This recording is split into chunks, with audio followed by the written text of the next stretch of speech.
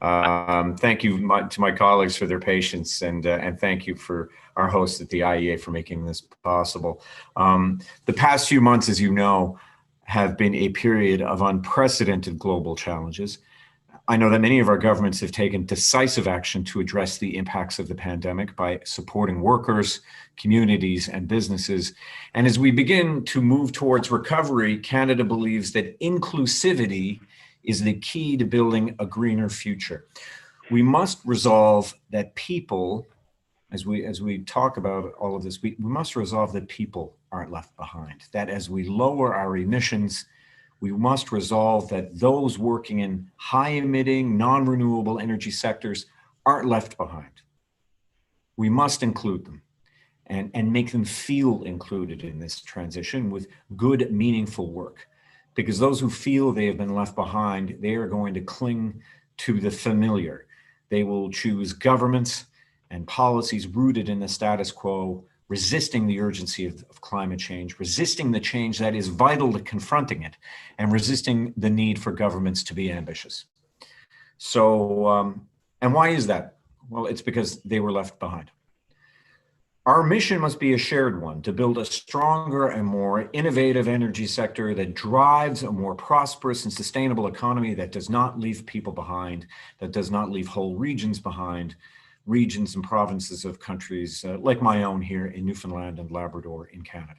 So if our citizens are to feel included, they could slow down or halt the momentum that we are creating here.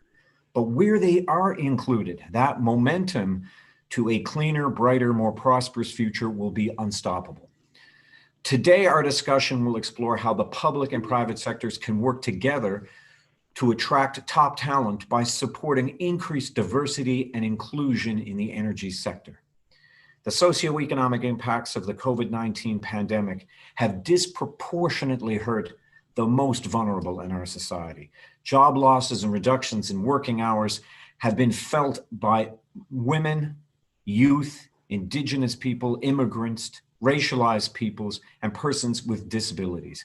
And it is critical as government and industry leaders to work to ensure that there is a people-centered focus to the economic recovery. If we do this the right way, we will empower workers and communities, we will build public support for a net zero future, we will tap into the innovation potential that comes with a diversity of perspectives, and we will address unequal distribution of benefits. We can leverage existing initiatives so that inclusiveness is central to our energy transition, like our Equal by 30 campaign, which commits companies and governments to gender equality in the energy sector.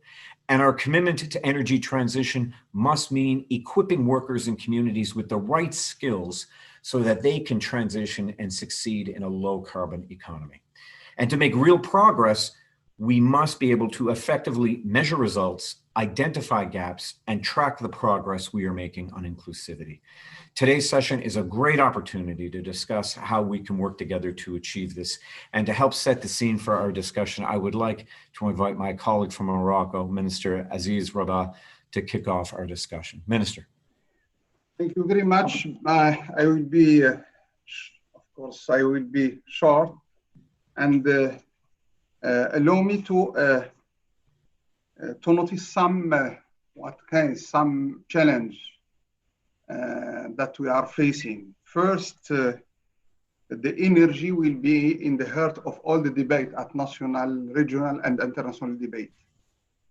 Energy, of course, when we speak about energy, it means that all kinds of energy, and how we can avoid any bad transformation, because some countries need to have jobs, and some classical solution can come from fossil energy. And of course, how we can make this balanced mix between fossil energy and renewable energy. First challenge. The second challenge, and we are facing also double, challenge, how we can attract more investment in the renewable energy, but how we can save the energy and electric sector from any risk, how we can avoid any risk. I want to explain more. we have a lot of investment to produce electricity based on partnership between private and public sector. And we need to deliver electricity to the consumer. When we invest in renewable energy and self-production, of course, we will see less of consumption from citizens and from economic sector. How we can encourage this investment, self-production investment, but also how we can protect the electricity system from any risk and to save the balance situation and balance financing situation from our electricity system. Third challenge, we launched recently a lot of initiative and plan program for to implement access for all. How we can accelerate all this program, how we can accelerate all this, the implementation of the initiative to permit to all the citizens in the world, African continent, Latino America region, Asian region, to have this access to energy with, what I can say, clean energy and cheaper energy. That's also a challenge for us. And finally, in the near future, we need more cooperation between government, business, and international organizations to have the right solution for countries, to have the right energy model. And that's, I think, it will be a challenge for all the countries, even the developed countries, most developed countries. This cooperation, we need this cooperation between countries, government, business, and also international organization. I will say some information about Morocco. Of course, we are attracting more investment to create more jobs, but also to have more renewable energy and more electricity coming from renewable energy. We launched recently a new program for hydrogen, for gas, for bioenergy, but we are creating what we call business climate to attract more investment. Until now, we have companies from more than 12 countries, and we will need more investment from other countries, from other actors coming from Latin America, coming from Asia. How we can guarantee the profitability for all this investment in Morocco. And we are working to create what we call attractive business climate to make to attract more investment, as you said before. The last one point,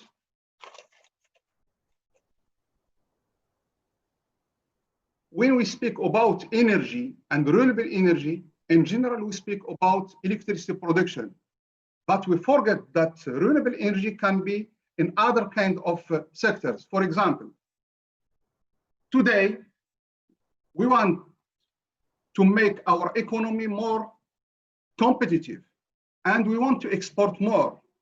So we need energy cleaner and cheaper. It's a big challenge for us, how we can offer this energy in cleaner way and cheaper way for our industry. It's a big challenge for us. And we are working with Minister of Industry to make this energy transformation and environmental transformation for all the energy sector. It's for us, it's a challenge, and it's big, what I can say, it's a big program, and we want to make this transformation sooner, in near future, because in few years we will have some of what I can say critical situation for our industry. We want to support our business and our industry, but we want to support to some client like European country, and we are facing some competition coming from other countries, but also we are facing what we call carbon taxes. How can our industry will face these carbon taxes? So we need more clean energy and more transformation for our industry. Of course, the main point, more investment, more job, more investment, more trust between government and private sector, and finally, more local content because we want to create this trust situation between the investment in energy infrastructure and the local communities. So that's, I think, one of the main points and main axes of development in Morocco. And I believe it's the main axis of development in some African countries and developing countries, besides, as I said before, access for all, particularly in the rural zone. Thank you very much. I believe that we need to have more debate about all this point and all these challenges, and I hope we can have some answers from all the colleagues participating in this panel. Thank you very much. Minister Rabah, thank you, and your impatience is appreciated. Dave, I see you raising your hand. Yeah, just want to interject, and we've got a quite limited amount of time here, 40 minutes with a hard stop. And Okay. so before all of you joined, and again, apologies for the technical difficulties, but we're all here now. I mentioned the most important rule is we've all got to stick to our 2 minutes. If we don't do that, we won't live true to the title of this panel as an inclusive panel by including everyone with an opportunity to speak. So 2 minutes firm. I'll play the heavy if I need to. And also, Chair O'Regan, we did get Deputy Prime Minister Ribera, who's already spoken, so you don't need to turn to her, but everybody else is here and accounted for. Back over to you, Chair. Okay, thank you. I'm going to go now to our Mexican colleague from Mexico, Secretary Rocío Nole. Buenos días, un gusto Buenos días. saludarlos desde México. Good morning, it is a pleasure to greet you from Mexico. Un saludo afectuoso y respetuoso de México A warm and respectful greeting from Mexico pues, a todas las naciones que to all the participan en la nations Agencia participating Internacional de in the Energía. International Energy Agency. Deseamos compartir We el wish to proyecto share que the estamos project llevando we a are cabo, carrying out, así como as well as aprender de to los learn from the esfuerzos que efforts of llevan a other cabo nations otras to naciones build an orderly, para construir una transición rational, energética and ordenada, ethical energy transition racional y ética a nivel at a mundial global level en cada una de nuestras and in naciones y en each el of marco de our cooperación nations internacional. within the framework of international México tiene una cooperation. matriz de energías Mexico primarias has a sustentables primary energy en un matrix 69% de based on derivados de hidrocarburos, 69% of hydrocarbon derivatives, 16% de 16% of hidroeléctricas, hydroelectric, 7% 7% eólica, of wind, 1.5% 1.5% geotérmia, on geothermal, 2% 2% nucleoeléctrica, on nuclear, 4% fotovoltaica 4% on y photovoltaic, 0.5% and en biomasa. 0.5% in biomass. México cumple con la Mexico legislación complies with nacional y los national compromisos legislation and internacionales international commitments al by establecer una establishing a política para policy to alcanzar un reach 35% de 35% energías of clean limpias energy in en la generación electricity eléctrica en el generation by 2024 2024. y lineamientos para que And las we also energías have guidelines renovables for y nuclear renewable and nuclear energies avancen hacia to advance 2050, towards así 2050, como reducir as well as emisiones y to compuestos reduce de efecto emissions and invernadero greenhouse en compounds in the corto short plazo. term. Las transiciones Energy energéticas transitions avanzan are en el advancing mundo in the world, impulsados por driven dos by fuerzas two simultaneous simultáneas. forces: El the imperativo ethical ético de imperative to stop detener el anthropogenic calentamiento warming antropogénico de la of the atmósfera atmosphere por sus due to graves its afectaciones serious a los ecosistemas effects del on the planeta planet's que ponen en riesgo ecosystem, la vida which humana put human life y at por el risk, acelerado and avance the accelerated tecnológico. technological progress. En este sentido, Therefore, México trabaja Mexico is actualmente en uno de currently los working programas más on one of grandes the del largest mundo programs in the world en sembrar to 1 plant millón 1 de million hectáreas hectares of de fruit árboles and frutales y timber trees maderables to para mitigate mitigar the los effects efectos of de la global deforestación mundial. deforestation.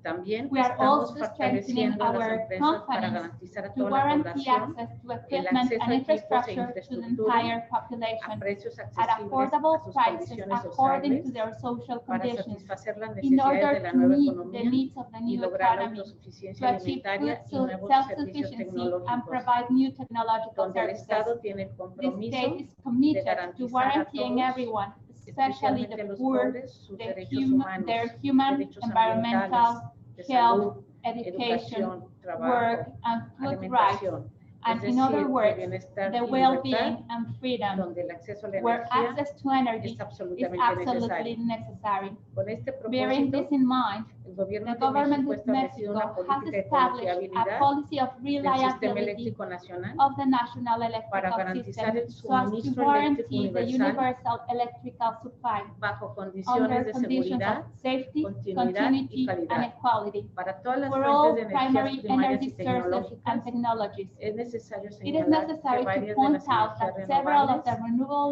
son energies are intermitentes en este intermittent momento at this moment. y por ello se requiere de un Therefore, we need respaldo a backup, y nosotros lo and hacemos we a do través it de gas. through the gas. La eficiencia Energy energética efficiency debe must be reflejarse en reflected in producción de renewable energía energy renovable, production, pero but también en also la in the seguridad de las security redes of electrical eléctricas que grids conforman los that sistemas made eléctricos up en el the territorio de electrical suministro. system in the supply territory. Esta reunión This será una meeting will be an oportunidad para opportunity conocer to las learn distintas about the different condiciones en las que conditions cada nación in which establece each su política de nation sets transición its energética, energy transition los policy, recursos de los the que resources dispone, it las has available, the especificidades de specificity sus of its matrices energy energéticas, sector, la the infraestructura infrastructure disponible available, y la que se and what puede it is construir en los planned to próximos be años, built in the coming así como years, las condiciones de as well respaldo as the para cada support uno de los conditions sistemas needed for eléctricos. each electricity system. Deseo que esta reunión I hope that nos this lleve un meeting paso will take adelante en us este a proceso de step forward aprendizaje in this conjunto y de process of cooperación. joint learning and Muchas cooperation. gracias. Thank you very much. Thank you, Secretary. Now we're going to go to Colombia Minister Diego Puello. Minister. Good morning, Chair, and Your Excellency. It's a pleasure to be here. I'm going to try to be very brief. As we move towards this post-COVID phase, Colombia is committed to lead the sustainable recovery of the economy from the energy sector. And in doing so, our main objective is to have sustainability and communities at the center of this recovery. As you know, we have a very ambitious renewable energy agenda. Last year, we held our first renewable energy auction, which turned out to be very successful, both in terms of energy that was awarded, but also in terms of prices, because we ended up setting record low prices for the electricity market. Through this auction and other public and private initiatives, we have awarded about 2,500 megawatts of installed capacity in renewable energy projects since 2019. These projects will be built between now and 2022, and we plan to accelerate the construction of these projects. These projects are mostly solar and wind and account for about $2.5 billion in investment and will create about 12,000 jobs in places that need to lead economic recovery. More importantly, we are going to be able to go from less than 1% of our energy matrix coming from non-conventional renewables to about 12%. And this will happen in a period of only 4 years. This is a remarkable achievement for Colombia, given the fact that about 2/3 of our energy matrix is already made up of a renewable source, which is hydropower. And there's much more to come. We have in the pipeline about 8,000 megawatts of projects of unconventional renewable in the pipeline. And we're looking forward to continue to expand the participation through decentralized energy resources and also integrated into the grid. In this post-pandemic, we're also focusing on initiatives and policies that benefit and promote creation of jobs and bring electricity to communities. One place that we need to do more work and we're focusing is to close the gap of energy access. Colombia, despite being a middle-income country, about 3% of the population still lacks access to electricity. So we have a very ambitious plan. We're connecting about 100,000 households in this next 2 years, and we expect to leave a model for universalization of electricity access by 2026, 2027. As I conclude, I think also we need to make further work to diversify the workplace in the energy sector. We believe that we need to integrate a greater number of female workers into this sector. Traditionally, this has been a male-dominated sector for specialized and high-level positions. And we think this is the opportunity to build a more inclusive labor pool, and this will also enhance and increase the inclusiveness of the sector. In Colombia, we already have a policy plan to increase the participation of women in the workforce, and we're working with the private sector in order to be able to achieve this. So with that, I'll conclude my 3 minutes. Thank you very much, Chair, and thank you everyone here. Minister Pio, thank you very much for that. I'm going to turn now to Christiana Figueres, the co-founder of the social and environmental platform Global Optimism and former executive secretary of the UNFCCC. Ms. Figueres, it's an honor to have you here. Thank you very much, Minister. And I would like to start by thanking the IEA for having been one of the very first international institutions that called very early on for a green recovery. The reason why that is so important is because, as we now see, governments around the world are allotting anywhere between $12 to $20 trillion to the post-COVID recovery.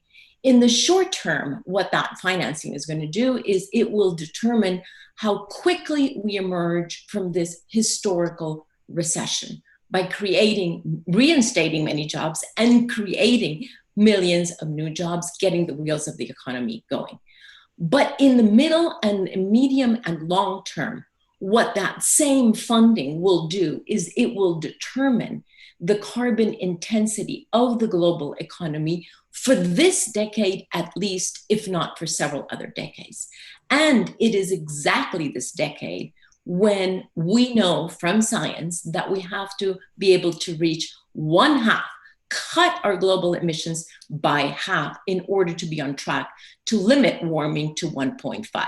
From an economic point of view, if we go above 2, we will get on a path of constant destruction of infrastructure and deterioration of the economy, which will put us into a situation of systemically uninsurable economy. From a social point of view, which is what we're discussing in this panel, we would condemn those in poverty today to only deeper poverty and pull millions more into that hole, which is exactly the opposite of what we have promised under the SDGs.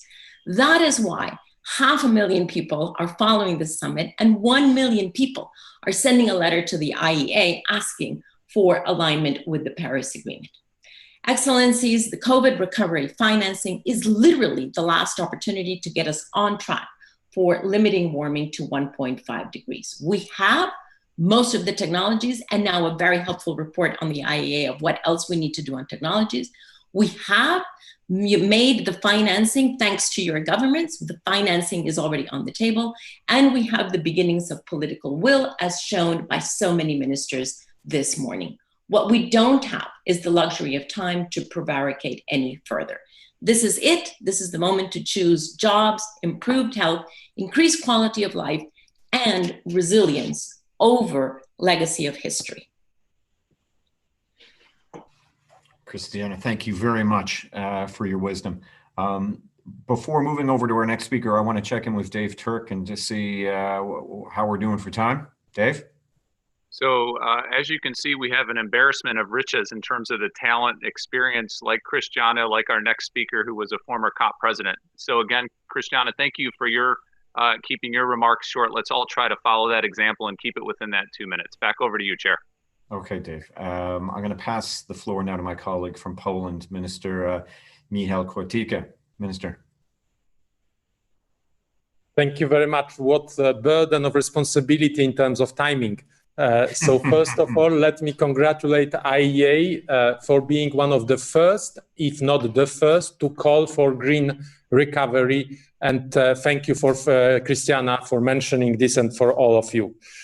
Then 3 messages from Poland, how we are combining climate, economic and social goals.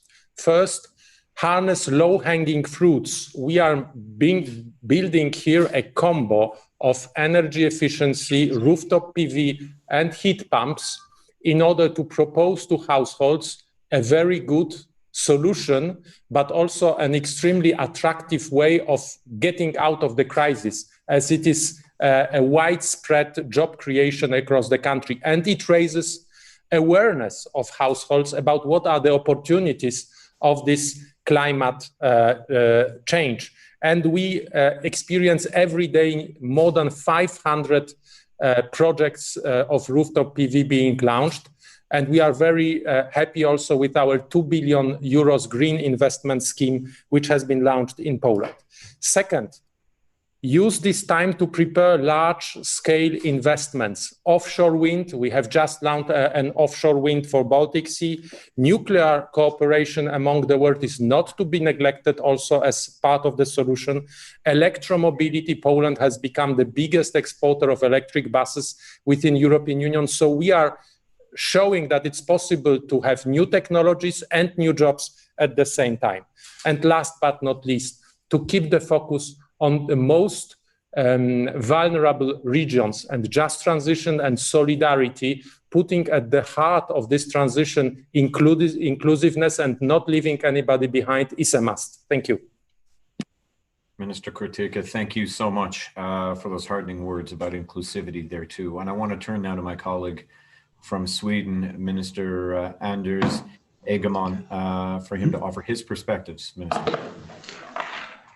Thank you, Minister O'Regan and Minister Rabba. In this critical time, we must ensure a recovery that is green, inclusive, and to the benefit of everyone.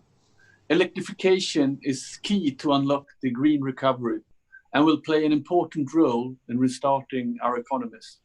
Charging infrastructure and increasing renewable energy will be important drivers for jobs.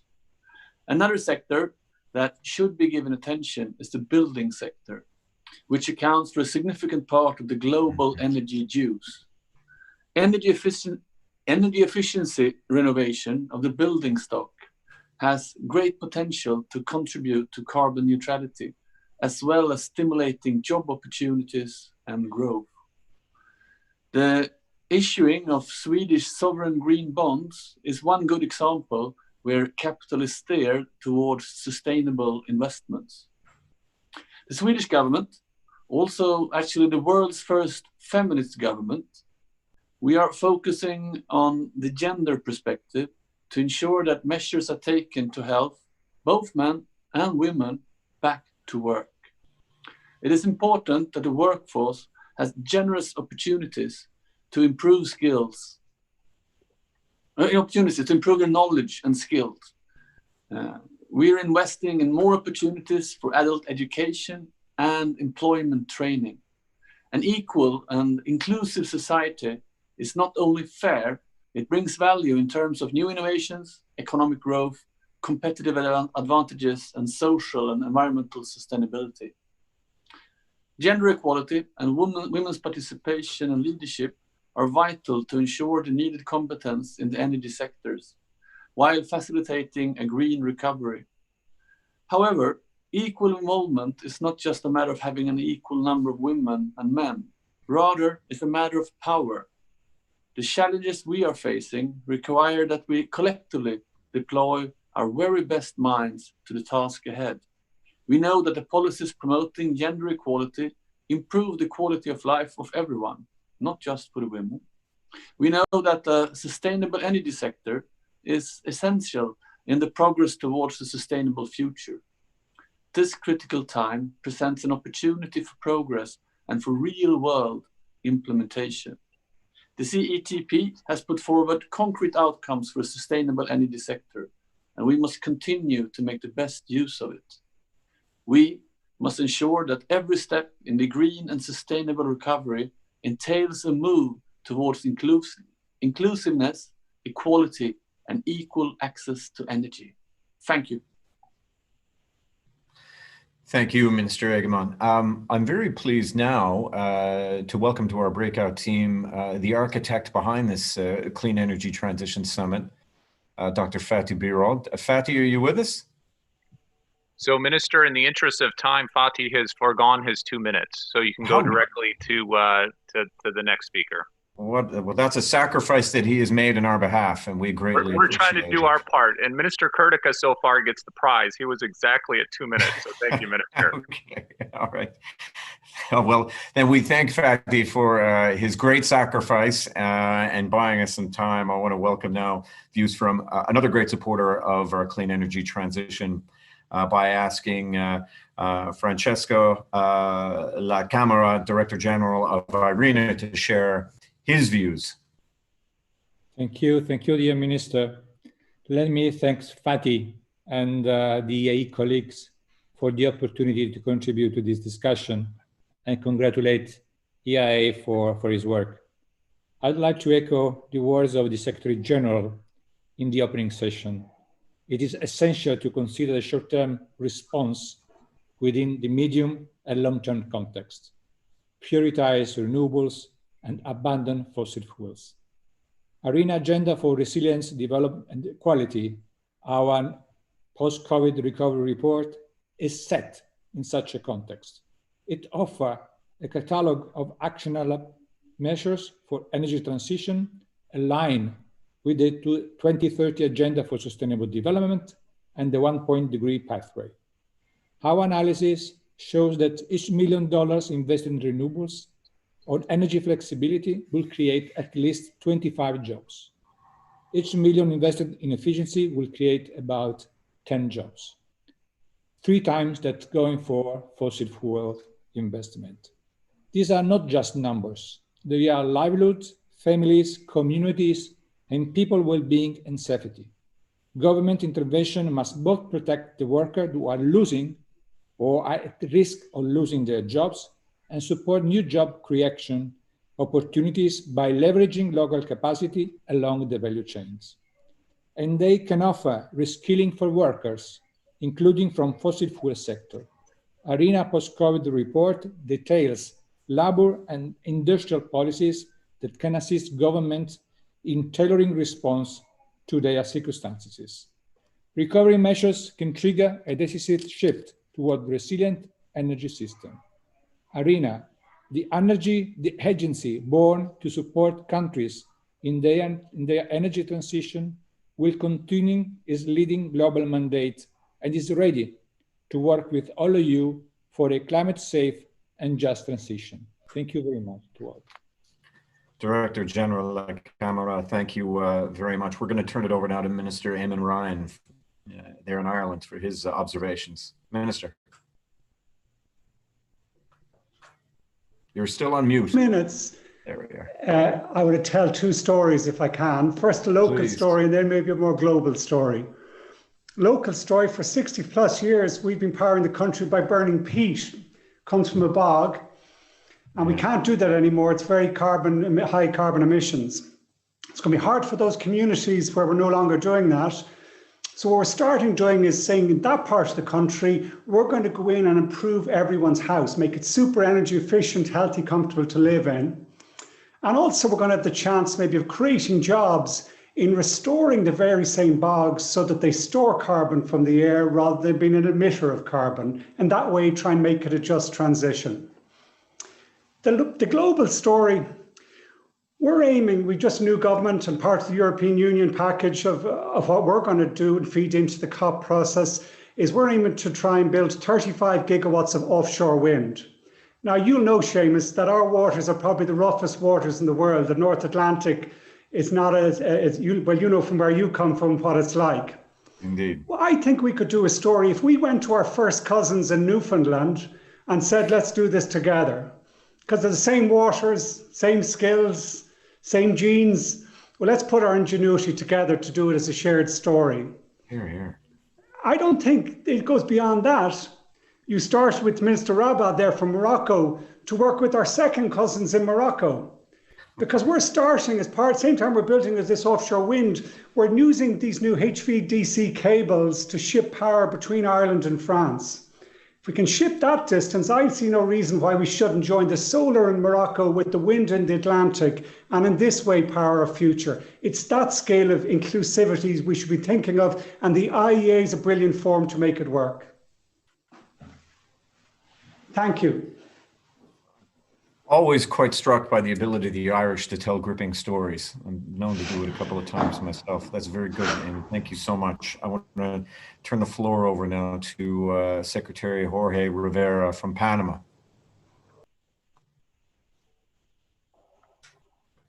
Hello, thank you for the opportunity to join you It's a pleasure for a small country like us in the middle of the Americas to share some thoughts on this important issue. We agree, and we are grateful with the International Energy Agency on this sustainable recovery report. This is very, very specific and has some good recommendations for us to apply right now in the middle of the recovery for the COVID-19 crisis. Here in Panama, we support, of course, the energy transition development. We already have a document right now receiving feedback from the citizens until next Sunday. It's called the Energy Transition Agenda. It includes 7 strategies, national strategies, with the time frame on 2030, aligned with the Sustainable Development Goals of the United Nations, and of course, aligned with the Paris Agreement and our current and next NDCs proposals.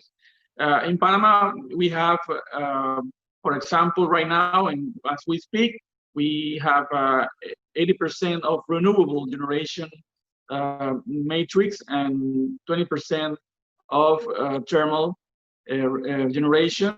And from this 20% of thermal, we have 10% coming from natural gas. So we, of course, are committed on go ahead with this commitment in renewables, but we think that we need to, open up our ambition to, of course, energy efficiency. We need to go ahead with the electric mobility. We need to go ahead with the universal access as a country, a mid-income country, that we have still 8% of our population that doesn't have access to electricity means regularly.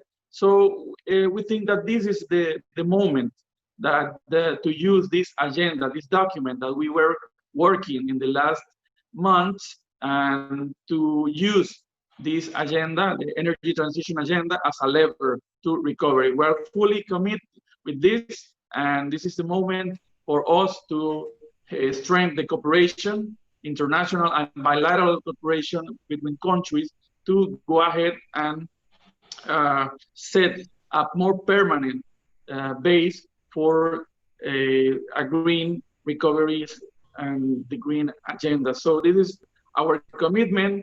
We want to share with you that we have this in black and white. We have this settled in a document right now, and we plan to go ahead with these 7 strategies, including, as I said, electric mobility, energy efficiency, universal access, distributed generation, and of course, we want to go ahead with storage, electricity storage, to fulfill all our commitments. That's the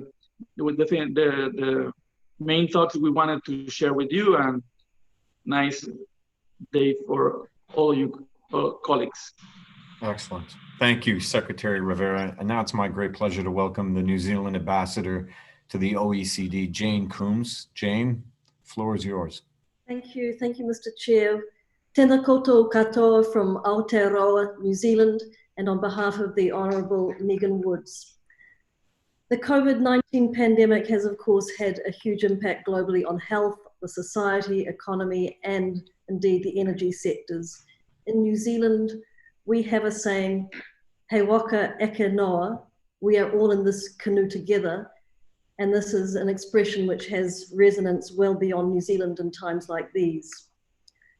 New Zealand went hard and early in response to COVID. We are now in a situation where we no longer have community transmission. We remain very attentive, of course, but it does mean that we are also able to apply ourselves fully to the economic recovery.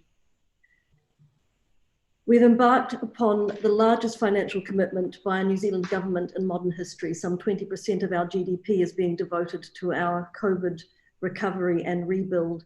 And indeed, rebuild it is, because we have a commitment to build back better, and this absolutely applies to the energy sector.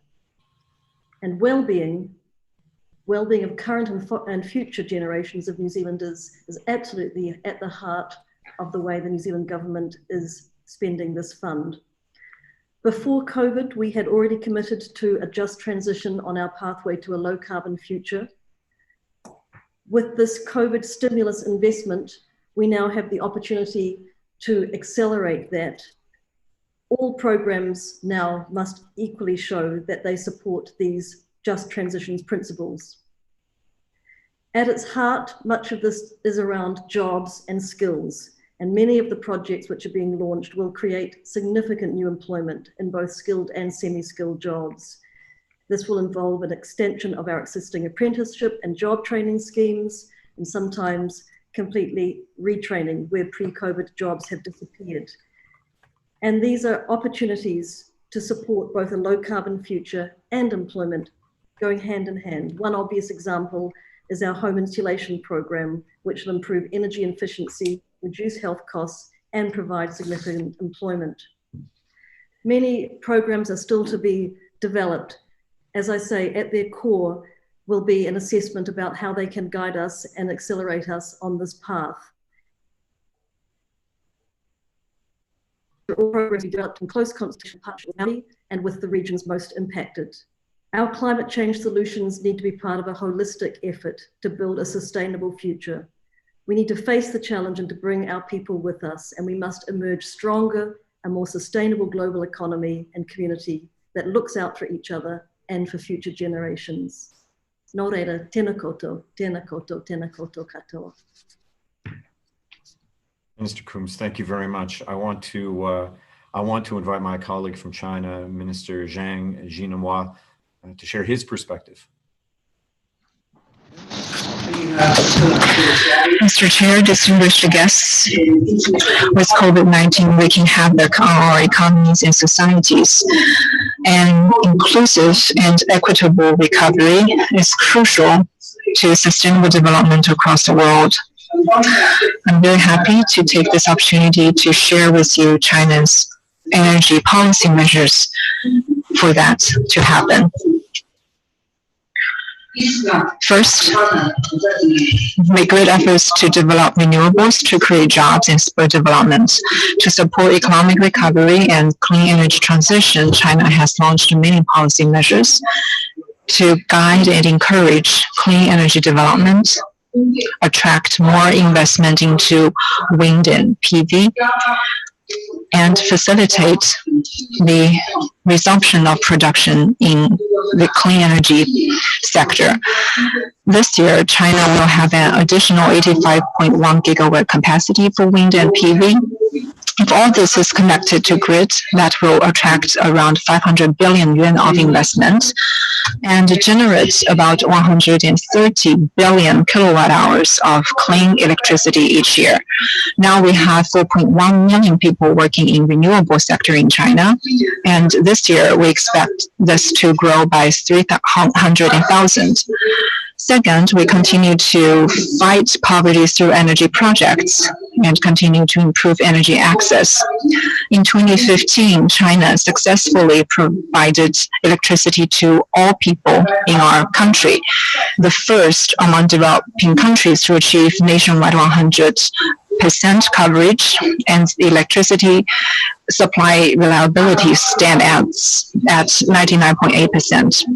According to the strategic goals to build a society with widespread wealth and win the battle against poverty by 2020, we focused on resolving energy problems in poor areas and improve universal services. We give priorities to energy resource development in poor areas, and we have been working to upgrade rural grids and build PV projects in those areas, which provide strong support to poverty reduction, economic and social development, and a better life for our people.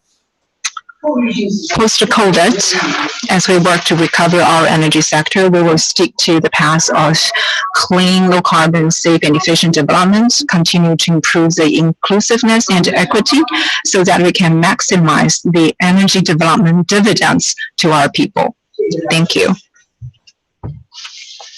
Thank you, sir. I'm going to take it over to Dave Turk for a second there. Dave, over to you. Thank you, Mr. Chair. We've been given 5 extra minutes, especially because of the technical difficulties. So we'll end at 5 after. That gives us 10 minutes. We still have several speakers as well. I've got on my list, Mr. Chair, as the next to Laurence Tubiana, who is another architect of the Paris Agreement, and then Stephen Singler, and we've got several other folks as well. So if everybody can keep it very tight, we should be able to get everybody in. Chair, over to you. Okay, very good. Just to be clear, our next speaker, Dave, you want, I know that you're looking at time. Your next speaker? Yeah, next speaker is Laurence Tubiana, and then after her is Stephen Singer, and then we've got several others. Okay, so the Laurence, so I will bring it over to you. Merci. Thank you. Thank you, and thank you for this invitation. And as really IEA role is so important in this period, which I think we can qualify that we are in a make or break moment for climate and for humanity because of the size of the threat we are facing. And we are in a moment where we can make the right or the wrong choices, and in a very, very few amount of time, in the months to come, actually. We are seeing huge amount of money being spent on bailout and recovery plan. In Europe, it just amounts to several trillions already. And it's critical that these funds are spent to invest in the carbon neutral and equitable economies and societies of the future. And in particular, because it is the next generation we are indebting. And because of this increased debt, we have to be accountable to what we fund with this money. And so it's evident we can't continue on business as usual. And I can tell many polls, many inquests surveys we are conducting shows that people want a deep change in the way we live and the way we organize. So we know that to be compatible with the Paris Agreement, and in particular to limit temperature increase to 1.5 degrees, we need to transition quickly to a clean energy future.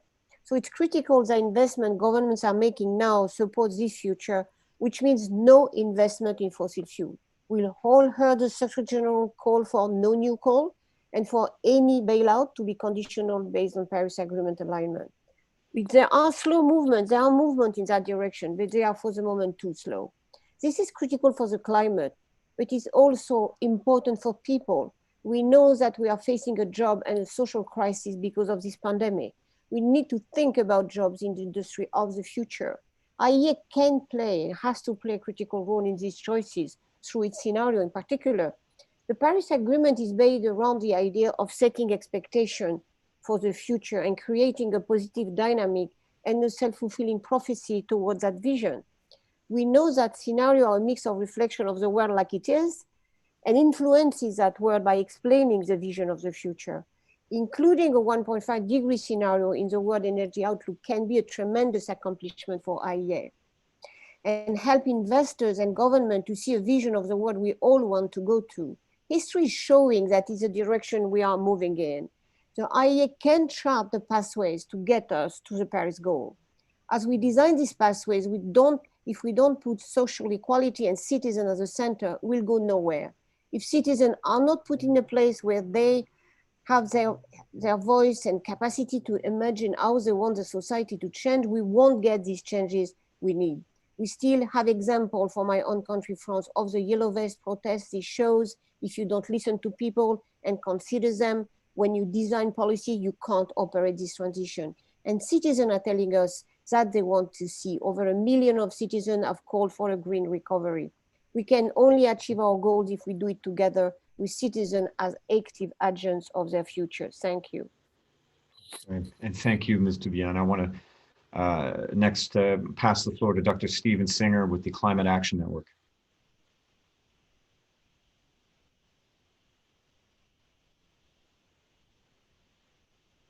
Is Dr. Singer there? Stephen, we can't hear you. I don't know if you're still on mute.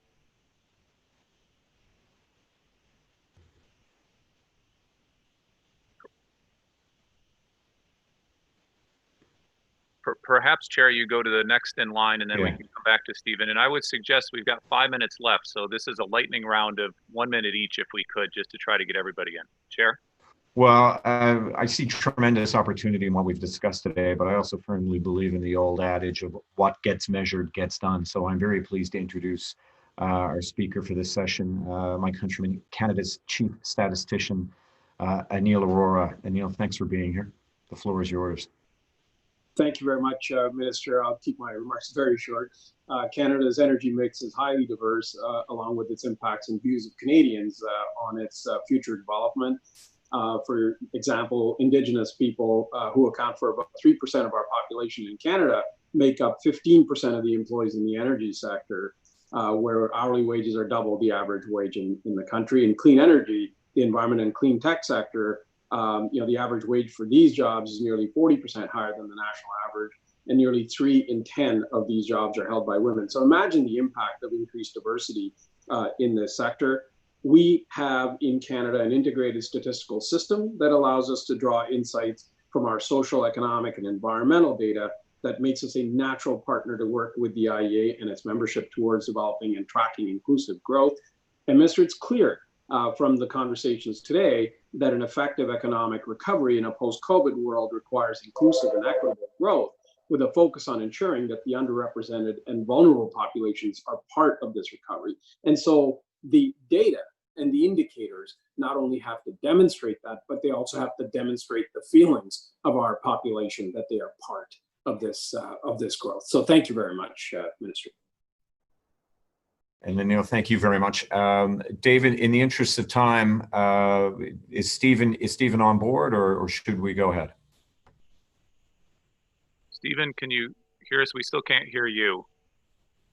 Maybe I suggest you go to Dr. Grachin next from Agora, and we've got the 1-minute timer on here. Let's try to get at least a couple more in, and then we'll have to switch back to the plenary. Okay, Dr. Grachin, the floor is yours. Yes, thank you, and welcome everybody, also from my side. 2 remarks in that 1 minute.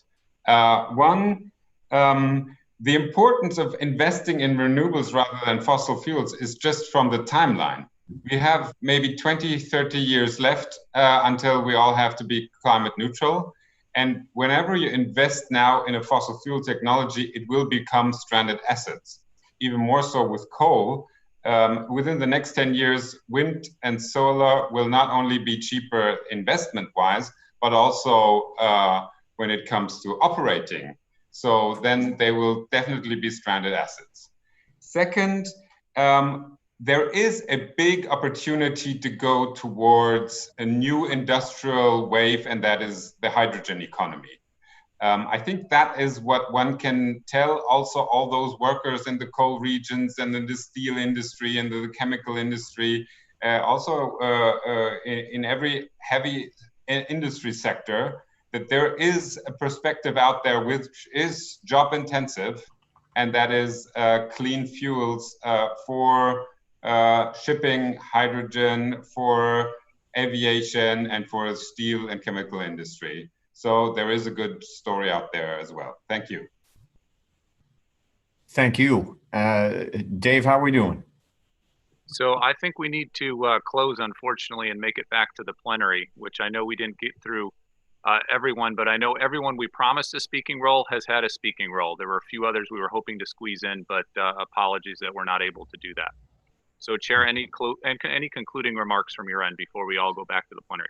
I think I'll probably save our conclusions for when we go back to the plenary. Just let me thank my co-chair, Minister Aziz Rabah, from Morocco, for ably co-chairing this with me. And thank you all for your kind attention and excellent insight. We'll save it for the plenary, and I'll see you back there. And thank you, Dave, for keeping us on time.